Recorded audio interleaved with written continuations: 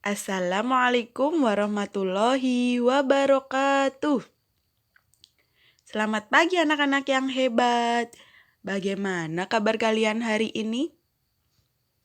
Ibu berharap kalian dalam keadaan sehat dan tetap semangat ya.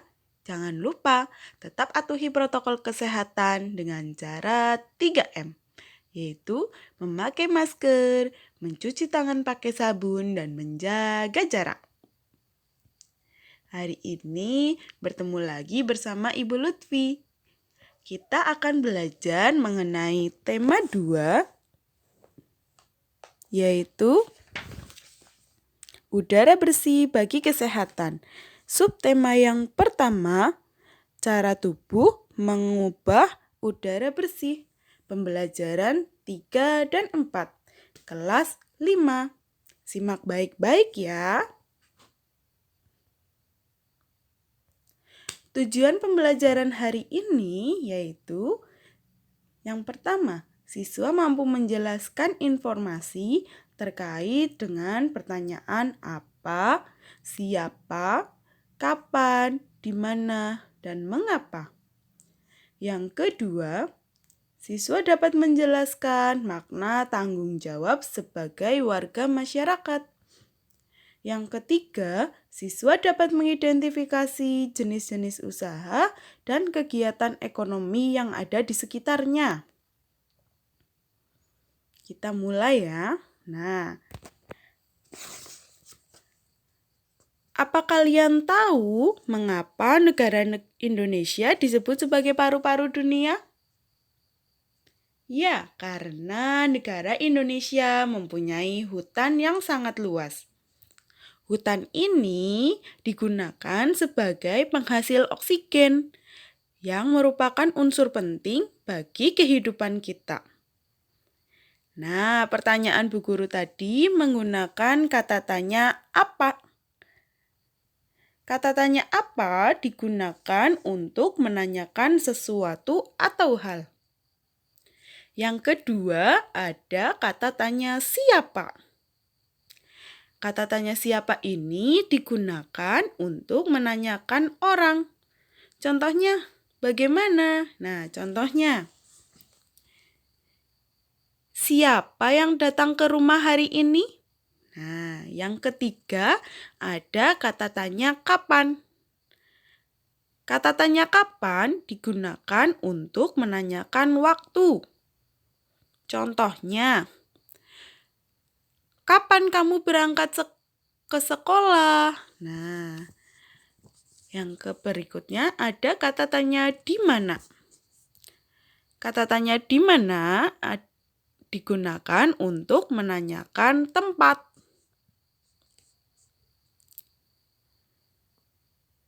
Di mana kamu sekarang? Nah, itu contohnya. Dan yang terakhir ada kata tanya mengapa. Kata tanya mengapa digunakan untuk menanyakan sebab. Contohnya, mengapa kamu belum mengerjakan PR hari ini? Nah, itu merupakan contoh kalimat tanya yang digunakan untuk menggali informasi baik dari bacaan maupun seseorang. Nah, kita harus menjaga hutan agar tetap lestari sehingga oksigen yang dapat kita peroleh terus terjaga. Makanya kita harus bertanggung jawab atas kelestarian hutan. Nah, apa sih itu tanggung jawab? Ada yang tahu?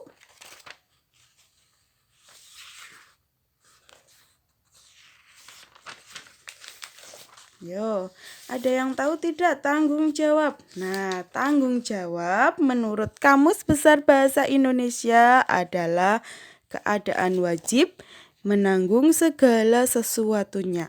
Artinya apa? Artinya tanggung jawab adalah kesadaran manusia akan tingkah laku atau perbuatannya yang disengaja maupun tidak disengaja, sebagai perwujudan atas kesadaran akan kewajibannya. Jadi itu setiap manusia harus bertanggung jawab atas apa yang telah dia lakukan, baik disengaja maupun tidak. Tanggung jawab ini dibagi menjadi 5. Yang pertama ada tanggung jawab terhadap diri sendiri. Yang kedua, tanggung jawab terhadap keluarga. Yang ketiga, tanggung jawab terhadap masyarakat. Yang keempat, tanggung jawab kepada bangsa dan negara. Dan yang kelima, tanggung jawab terhadap Tuhan. Nah, dari yang pertama dulu, tanggung jawab terhadap diri sendiri. Nah, tanggung jawab terhadap diri sendiri ini merupakan kesadaran setiap orang untuk memenuhi kewajibannya sendiri dalam mengembangkan kepribadian sebagai manusia pribadi. Karena manusia itu merupakan makhluk bermoral. Contohnya apa tanggung jawab terhadap diri sendiri? Yaitu contohnya misal kita sebagai pelajar, kita harus mengerti dan menyadari posisi kita untuk senantiasa belajar dan mengerjakan segala pekerjaan rumah dengan penuh dedikasi karena hal-hal seperti itulah yang akan mempengaruhi kesuksesan pada diri kita sendiri. Nah, contoh yang kedua yaitu misalnya Evi mendapat pekerjaan rumah dari Bu Guru. Evi ada PR dari Bu Guru untuk dikumpulkan besok. Tetapi Evi justru menghabiskan waktu untuk menonton acara televisi. Evi tidak mengerjakan pekerjaan rumah itu. Nah, esok harinya Evi ditegur Bu Guru dan Evi mendapatkan sanksi. Nah, dalam peristiwa ini Evi harus bertanggung jawab atas dirinya sendiri akibat tidak mengerjakan pekerjaan rumah dari Bu Guru. Nah, kita harus bertanggung jawab ya. Kita sebagai pelajar ya kita harus belajar mengerjakan PR dan lain sebagainya. Itu contoh tanggung jawab terhadap diri sendiri. Kemudian yang kedua, tanggung jawab terhadap keluarga. Nah, ini merupakan tanggung jawab terhadap keluarga. Baik itu sebagai anggota keluarga, baik ayah, ibu, maupun anak. Jadi di dalam keluarga itu, tanggung jawab anggota keluarga itu menyangkut upaya menjaga nama baik keluarga, meningkatkan kesejahteraan keluarga, dan menjaga keselamatan keluarga. Contohnya, seorang ayah bekerja keras untuk menafkahi anggota keluarganya dan demi memenuhi kebutuhan pendidikan anaknya. Nah, itu merupakan tanggung jawab seorang ayah dalam keluarga. Nah, jika kamu bagaimana? Nah, jika sebagai seorang anak, maka kita harus bersikap disiplin dan sungguh-sungguh dalam belajar. Berarti kamu telah melaksanakan tanggung jawab terhadap keluarga. Yang berikutnya ada tanggung jawab terhadap masyarakat. Nah, tanggung jawab terhadap masyarakat. Karena manusia merupakan makhluk sosial yang tidak bisa hidup sendiri tanpa bantuan manusia lainnya. Jadi, kita harus bermasyarakat atau saling tanggung jawab terhadap manusia lainnya. Setiap anggota masyarakat itu memiliki tanggung jawab yang sama dalam masyarakat. Contohnya apa? Contohnya menjaga kebersihan, keamanan, ketentraman di lingkungan masyarakat yang kita laksanakan dalam bentuk kerja bakti atau ronda malam. Berikutnya ada tanggung jawab kepada bangsa dan negara. Sebagai warga negara yang baik, kita juga mempunyai tanggung jawab terhadap bangsa atau negara. Contohnya apa? Contohnya, semisal ada anggota tim nasional bulu tangkis Indonesia, itu berusaha sekuat tenaga untuk mengharumkan nama bangsa Indonesia. Mengharumkan nama baik bangsa Indonesia di mata dunia menjadi tanggung jawab setiap warga negara Indonesia. Kita bertanggung jawab untuk mengharumkan nama bangsa Indonesia di mata negara di dunia. Kemudian yang terakhir ada tanggung jawab terhadap Tuhan. Nah, manusia itu ada tidak dengan sendirinya, tetapi merupakan makhluk ciptaan Tuhan. Jadi, sebagai makhluk yang telah diciptakan oleh Tuhan, kita harus bertanggung jawab dengan cara apa? Contohnya, beribadah sesuai ajaran agama yang dianut. Ada yang beragama Islam, Kristen, Katolik, Konghucu, Hindu, Buddha, dan lain-lain. Contoh, tanggung jawab kita beragama Islam, berarti tanggung jawabnya apa? Kita sholat, ya, melaksanakan perintah Allah dan menjauhi segala larangannya. Nah, selain kita harus mempunyai tanggung jawab, nah kita juga memiliki berbagai kegiatan di masyarakat. Nah, jenis-jenis kegiatan apa yang kita lakukan di masyarakat? Nah, kita akan membahas mengenai jenis-jenis kegiatan ekonomi masyarakat. Apa sih itu kegiatan ekonomi? Kegiatan ekonomi adalah semua kegiatan yang dilakukan manusia untuk memenuhi kebutuhan hidupnya. Nah, kegiatan ekonomi ini biasanya dilakukan dengan memanfaatkan sumber daya alam yang ada di lingkungannya. Contohnya apa saja? Nah, ada beberapa kegiatan atau aneka bidang usaha yang memanfaatkan sumber daya alam yang ada di lingkungannya. Contohnya apa? Ada agraris. Agraris ini apa? Nah, agraris adalah banyaknya penduduk yang bermata pencaharian sebagai petani. Nah, menanam padi ya. Nah, ini disebut sebagai agraris. Banyaknya penduduk yang bermata pencaharian sebagai petani. Nah, usaha agraris ini meliputi kegiatan pertanian dan perkebunan. Apa sih usaha atau upaya yang dapat kita lakukan untuk meningkatkan hasil pertanian di Indonesia? Yaitu ada intensifikasi.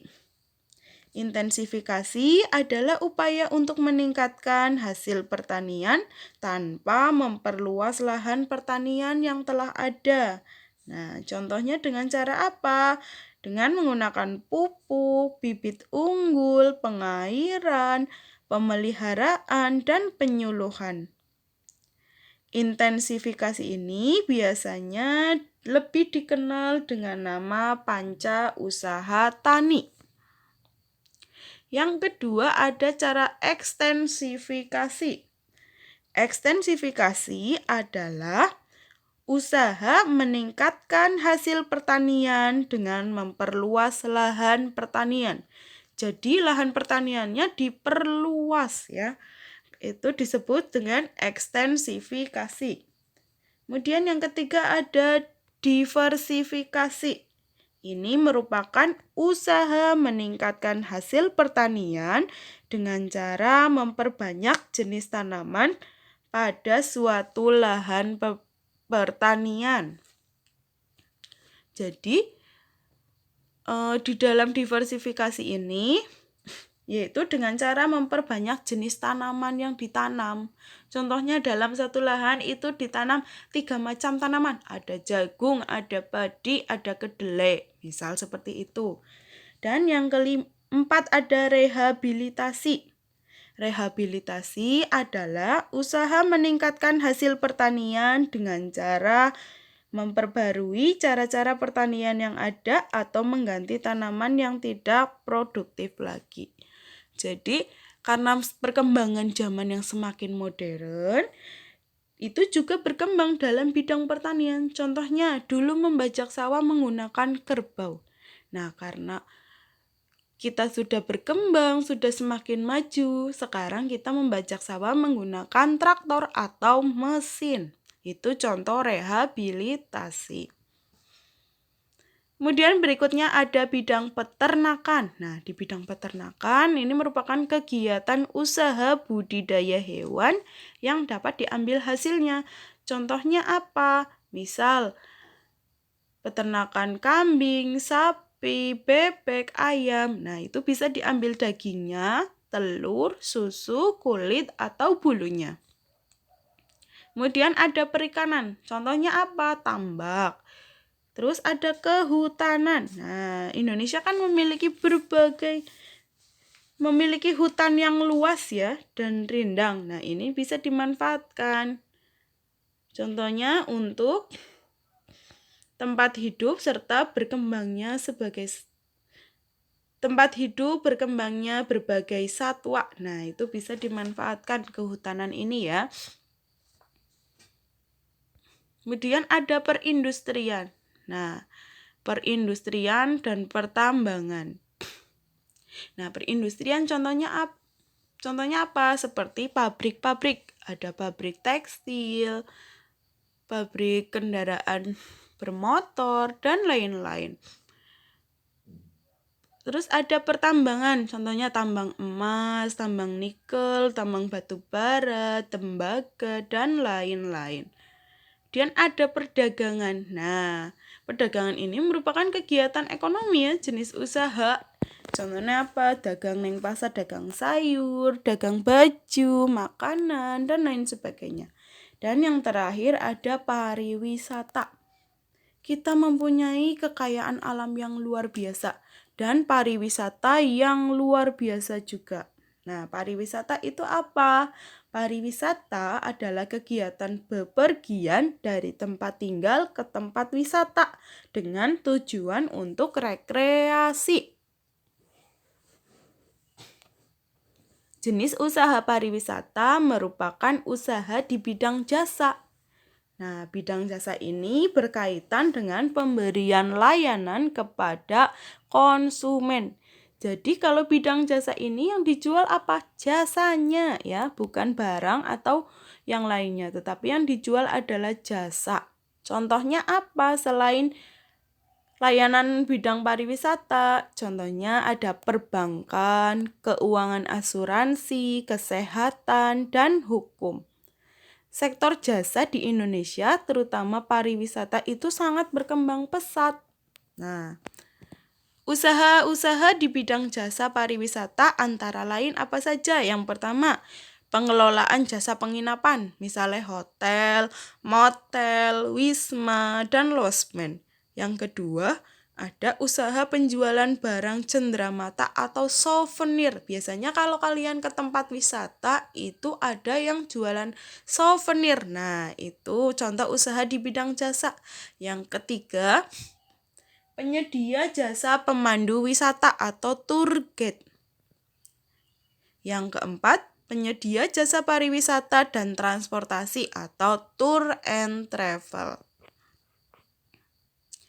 Nah, sekian untuk materi hari ini. Semoga dapat bermanfaat. Jangan lupa tetap belajar dan semangat ya. Wabillahi taufiq wal hidayah. Wassalamualaikum warahmatullahi wabarakatuh.